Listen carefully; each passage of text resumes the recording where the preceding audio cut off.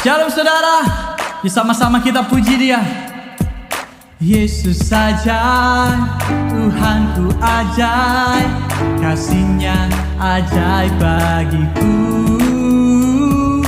Yesus ajaib, Tuhanku ajaib, rahmat-Nya kekal selamanya.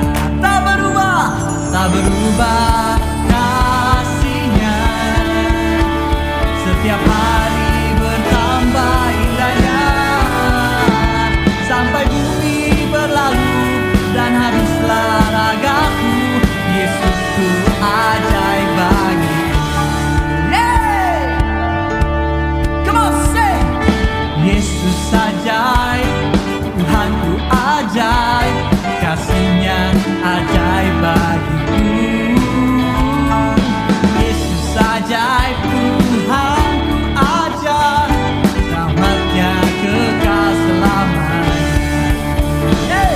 Tak berubah kasih-Nya, setiap hari bertambah indahnya, sampai bumi berlalu dan habislah ragaku. Yesusku ajaib bagiku. Tak berubah kasih-Nya, setiap hari bertambah indahnya, sampai bumi berlalu dan habislah ragaku.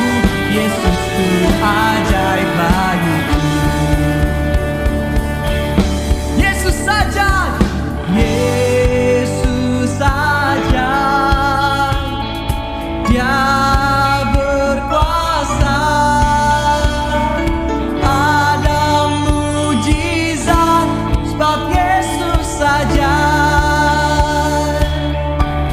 Katakan, Yesus ajaib, Dia berkuasa, ada mujizat sebab Yesus ajaib. Go!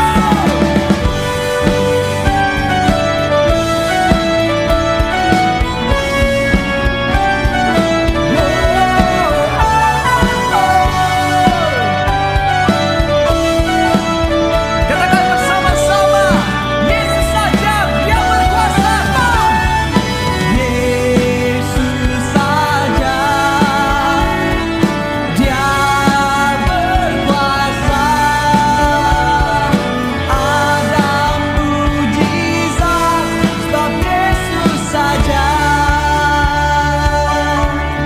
Tak berubah, tak berubah kasih-Nya, setiap hari bertambah indahnya, sampai bumi berlalu dan habislah ragaku.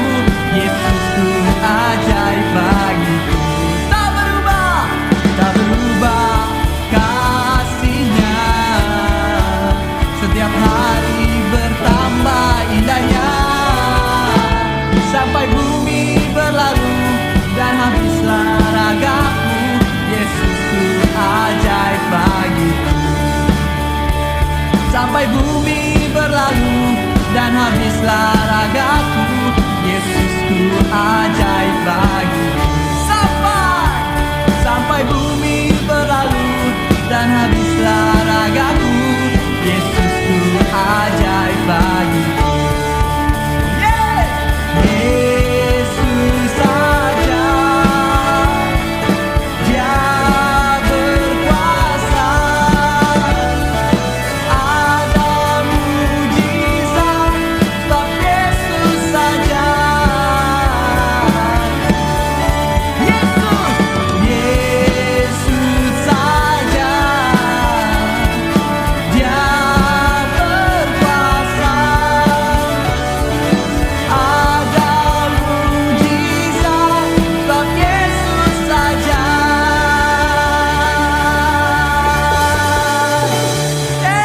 Kami percaya Kau ajaib Tuhan.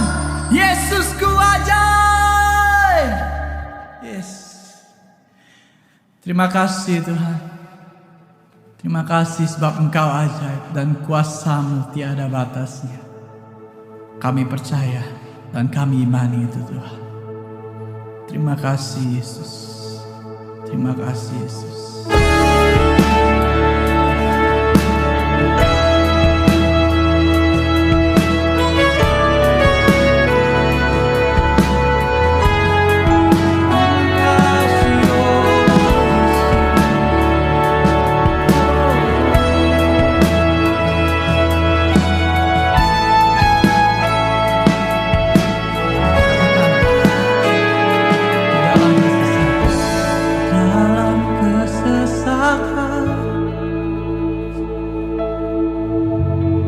Beri kedamaian di dalam ketakutan, Kau beri pengharapan di dalam kelemahan. Kuasa Yesus sempurna dalam kegelapan. Engkaulah cahaya bagiku, tak terbatas kuasa-Mu, lakukan segala perkara. Di setiap langkah ku percaya, tiada yang mustahil bagimu.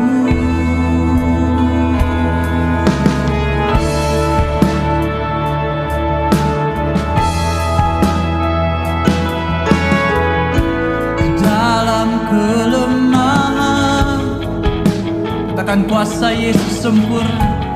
Kuasa Yesus sempurna di dalam kegelapan. Engkaulah cahaya bagiku, tak terbatas kuasa-Mu untuk lakukan segala perkara. Setiap langkah ku percaya, tiada yang mustahil bagimu, dan tak terbatas kuasa-Mu. Sungguh ajaib dan heran bagiku, di setiap musim Kau nyatakan, mujizat terjadi di dalam hidupku.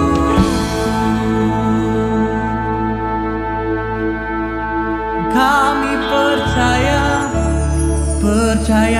Kau sanggup mengubah air menjadi anggur. Percaya Kau sanggup mengubah malam menjadi siang. Yes, kami percaya Tuhan. Percaya Kau sanggup mengubah kutuk menjadi berkat. Ku percaya Tuhanku tak terbatas. Percaya Kau sanggup mengubah air menjadi anggur.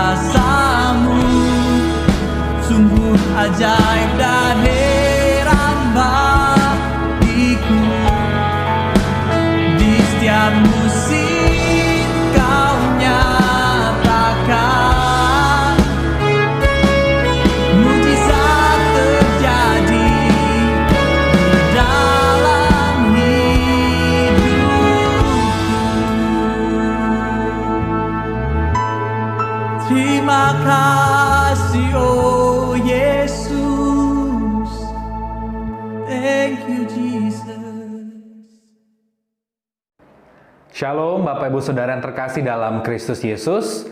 Apa kabar? Saya berdoa kita semua dalam keadaan baik, sehat, sukacita, serta tetap terus semangat. Kita bersyukur kepada Tuhan Yesus. Hari ini kita telah masuk di minggu keempat di bulan November, tepatnya di tanggal 22 November tahun 2020. Mari sama-sama kita membaca kebenaran firman Tuhan. Hari ini terambil dari 2 Timotius pasalnya yang ketiga, ayatnya yang ke-1 dan yang kedua. Judulnya di Alkitab LAI ialah Keadaan Manusia pada Akhir Zaman. Dan seperti biasa, nanti Bapak Ibu Saudara dapat membaca natsnya secara komplit di rumah masing-masing. Tetapi untuk hari ini, karena pembahasan dari 2 ayat ini saja, maka saya hanya akan membaca 2 ayat ini saja bagi Bapak Ibu Saudara sekalian. 2 Timotius 3 ayat 1 dan 2a.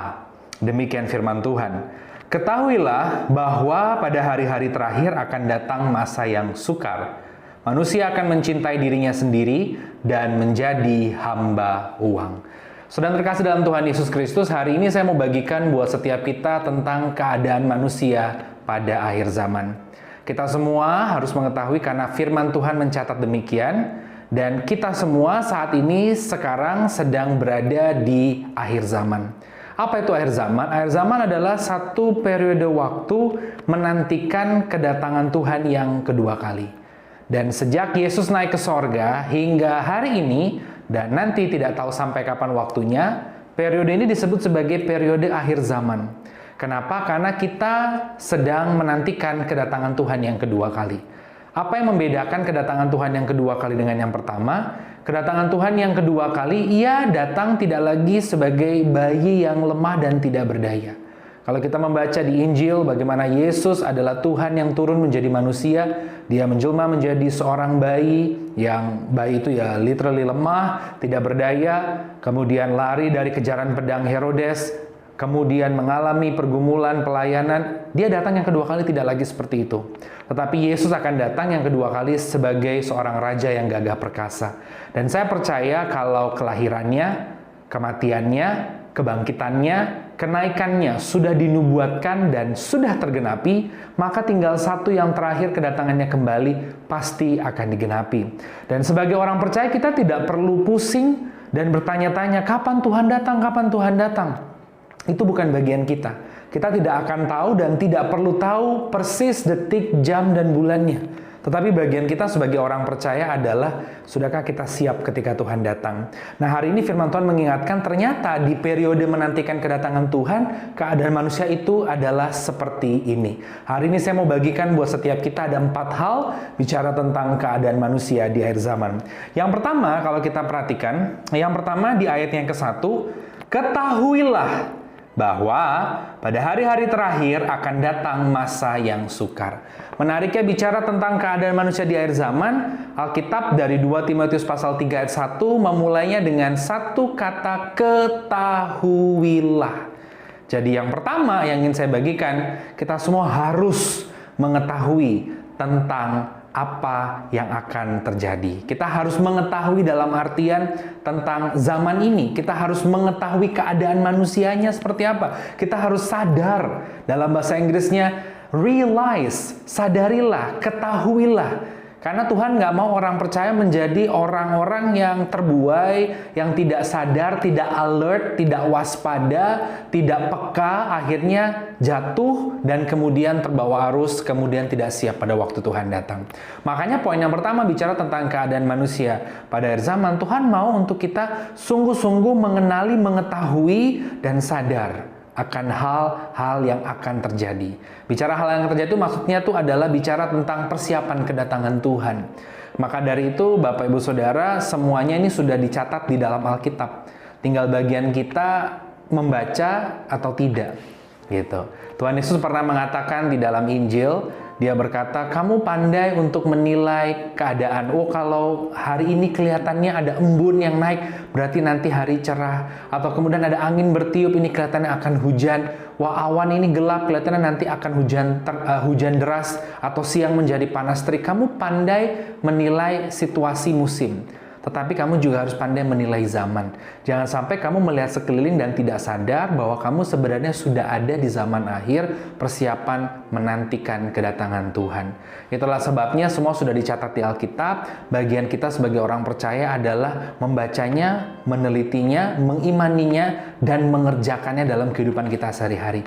Ketahuilah, be realized, sadarlah, dan kita harus bersiap-siap menantikan kedatangan Tuhan. Saya ingat saudara, kalau kita ingat cerita di perumpamaan Abraham dengan Lazarus dan orang kaya yang belum bertobat. Orang kaya ini belum bertobat, kemudian dia mati, dan saat di dunia orang mati, dia melihat ke atas, dia melihat ke Abraham, di pangkuannya ada Lazarus. Dan dia berkata, "Bapak Abraham, cucukkanlah jarimu ke air dan teteskanlah ke lidahku sebab aku sangat haus." Tidak bisa, nak, sebab di antara kita ada jurang yang tak terseberangi. Itu artinya di antara dunia orang mati saja tidak bisa saling untuk mengunjungi. Apalagi dengan dunia orang mati dengan orang yang masih hidup. Dan kemudian orang kaya yang tidak bertobat ini berkata, "Kalau gitu tampakkanlah dirimu kepada saudara-saudaraku yang masih tersisa hidup di bumi supaya mereka boleh bertobat." Tetapi Abraham berkata apa? Kalau sudah baca di Alkitab, cukup pada mereka ada kitab Musa, Torah, Pentateuch, dan kitab para nabi, Mazmur, Yesaya, Yeremia, Yeskiel. Zaman itu belum ada perjanjian baru ya. Artinya cukup pada mereka itu. Dan harusnya mereka sadar, mereka tahu apa yang sedang terjadi, mereka bersiap-siap. Cukup, karena kalau itu tidak cukup, maka orang yang keluar dari dunia orang mati menampakkan diri kepada mereka saja, tidak akan menyadarkan mereka untuk bertobat. Itu artinya dalam bahasa sederhana, Alkitab itu ada cukup. Kita nggak perlu penampakan yang aneh-aneh. Kita nggak perlu yang lain-lain. Alkitab yang ada di rumahmu, baca, teliti, minta tuntunan Roh Kudus, imani, dan kerjakan, maka saudara akan menjadi orang-orang yang siap di akhir zaman ini. Jangan sampai Alkitab hanya berdebu saja. Saya ingat saudara pada waktu memakamkan seorang opa-opa di Indonesia Timur, saya berkesempatan memakamkan banyak orang di berbagai tempat, berbagai provinsi. Pada waktu mau ibadah tutup peti, anak-anaknya sibuk untuk cari Alkitab yang besar sekali untuk ditaruh di peti tersebut. Dan ketika sudah ketemu, ternyata Alkitab itu berdebu sekali, harus dilap bersih. Dan saya cuma berpikir, waduh, ini Alkitab berarti ini dipajang sekian lama. Saya nggak tahu dibaca atau tidak, tetapi yang pasti dipajang. Waktu mati dicari-cari. Jangan sampai kita menjadi orang yang waktu mati pusing cari Alkitab, tapi selama hidup nggak cari-cari Alkitab. Maka dari itu hari ini ketahuilah, semua sudah dicatat di Alkitab, baca, renungkan, teliti, imani, dan kerjakan. Mengerjakan isi firman Tuhan, kamu menjadi orang yang siap di akhir zaman. Itu yang pertama. Yang kedua, Bapak Ibu Saudara, kalau kita lihat sekali lagi, ketahuilah bahwa pada hari-hari terakhir akan datang masa yang sukar. Jadi yang kedua, keadaan manusia pada akhir zaman. Yang kedua, manusia akan menghadapi masa yang sukar. Bahasa Yunaninya adalah kalefos. Masa yang sukar ini dari bahasa Yunani kalefos itu artinya masa yang berat, bukan hanya berat dalam arti keadaan, tapi beban mentalnya, psikisnya, emosinya kalau nggak dijaga. Ya, bawaannya maunya berantem terus, marah terus, padahal sudah dengan orang yang kita kenal, keadaan makin didesak, dihimpit dari berbagai sudut. Itu adalah keadaan yang terjadi di akhir zaman. Sehingga kita diperhadapkan pada situasi mau tetap percaya Tuhan atau tidak. Saya tidak sedang menakut-nakuti saudara, tapi saya sedang menyampaikan firman Tuhan ketika saudara menghadapi hal tersebut.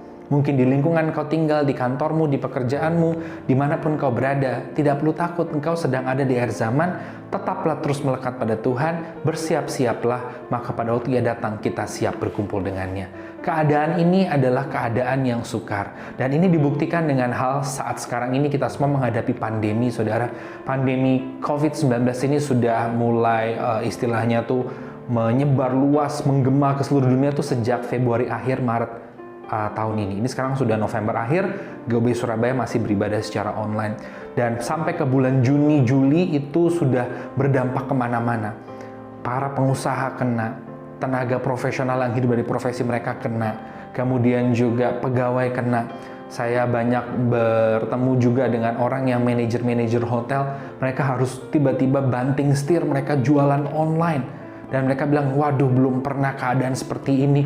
Tiba-tiba sepi order, tidak ada yang nginep di hotel dan sebagainya. Ini kena kemana-mana. Ya, saya sedang tidak menakut-nakuti saudara, tapi saya mau mengatakan bahwa firman Tuhan itu iya dan amin. Ketika saudara melihat sekeliling, saudara semakin teguhkan bahwa makin nempellah sama Tuhan. Makin melekatlah sama Tuhan. Sebab kita tidak tahu kapan dia datang. Tapi akhir zaman ini sedang kita alami. Kita sedang ada di periode persiapan kedatangan Tuhan. Dan saudara nggak perlu tahu kapan Tuhan datang. Tuhan bisa datang besok. Tuhan bisa datang 10 tahun lagi, itu urusannya Tuhan. Tapi bagian kita mengetahui, kita sadar, kita bersiap-siap. Itu yang kedua. Yang ketiga, Bapak Ibu Saudara, keadaan manusia pada akhir zaman. Jadi yang pertama kita harus tahu keadaannya seperti apa. Bacalah Alkitab. Yang kedua, akan ada masa yang sukar. Manusia menghadapi masa yang sukar. Yang ketiga, manusia akan mencintai dirinya sendiri di ayatnya yang kedua. Jadi yang ketiga, keadaan manusia di akhir zaman, manusia akan mencintai dirinya sendiri. Philaitoi. Dari kata phileo, tapi ini mencintai dirinya sendiri. Makanya nggak heran kita jumpai hari-hari ini banyak orang yang nggak peduli dengan nasib orang, tidak mau tahu dengan keadaan orang lain, nggak mau urusan dengan kondisi orang lain. Yang penting dirinya, egonya makin dimunculkan.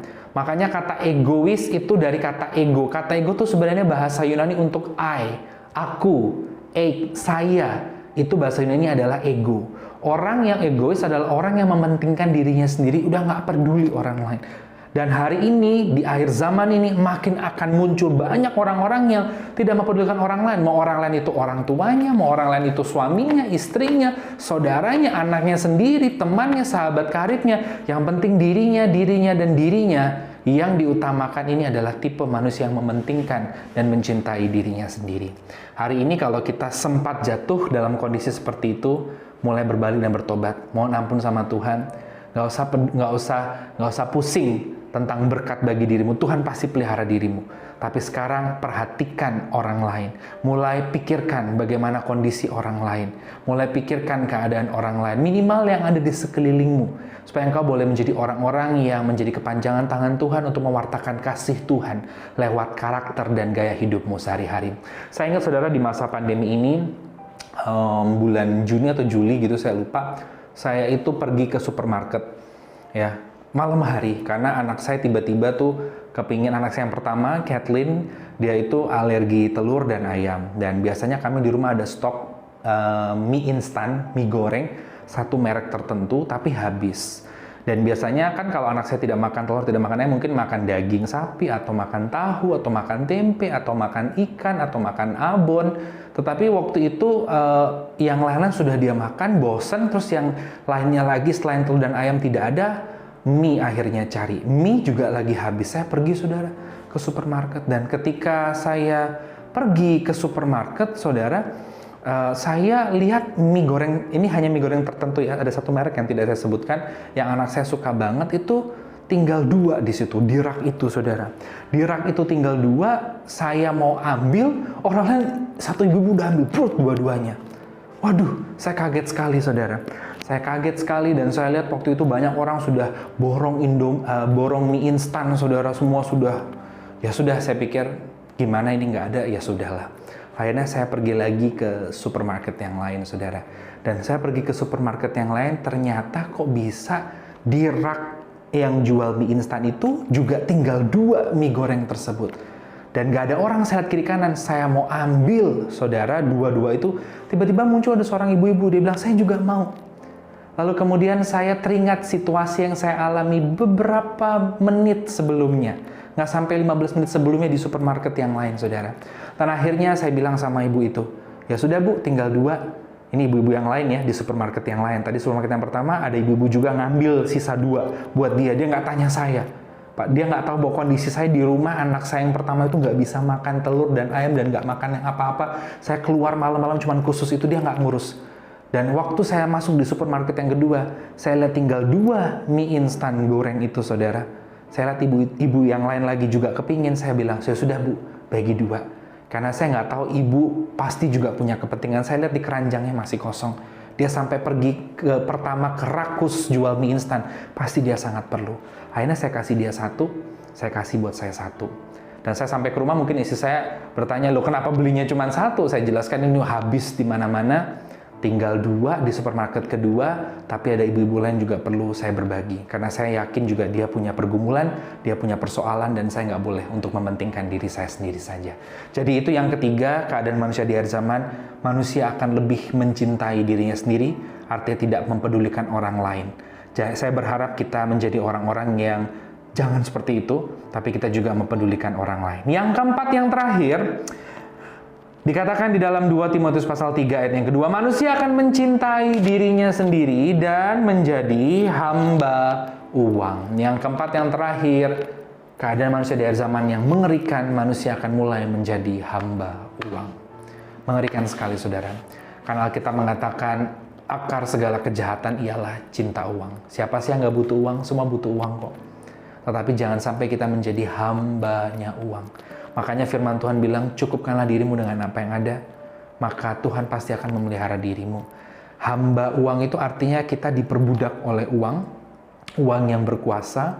Akhirnya kita fokus mencari uang, tanda kutip tidak sadar menyembah uang, mendahulukan dia selalu nomor 1, lebih daripada Tuhan dan yang lain-lain, memprioritaskan uang daripada yang lain-lain. Saudara sedang menjadi hamba uang. Padahal harusnya kita semua adalah orang-orang yang menjadi hamba Tuhan. Hamba Tuhan. Kenapa? Karena ketika kita mendengar kata ditebus, kita telah ditebus, saudara, dengan darah yang mahal. Kata ditebus bahasa Inggrisnya adalah redeem. Itu menggunakan satu istilah di dunia perjanjian baru. Dalam filosofi Yunani adalah seorang tuan yang kaya raya pergi ke pasar budak. Jadi zaman dulu ada pasar budak. Kalau pasar tempe jual tempe, pasar ikan jual ikan, pasar mobil jual mobil, pasar budak jual budak. Lalu dia milih-milih budak yang dia mau, budak tertentu dia tunjuk, dia bayar lunas, dan budak itu berubah menjadi merdeka, tapi hidupnya ngikut dengan tuan itu.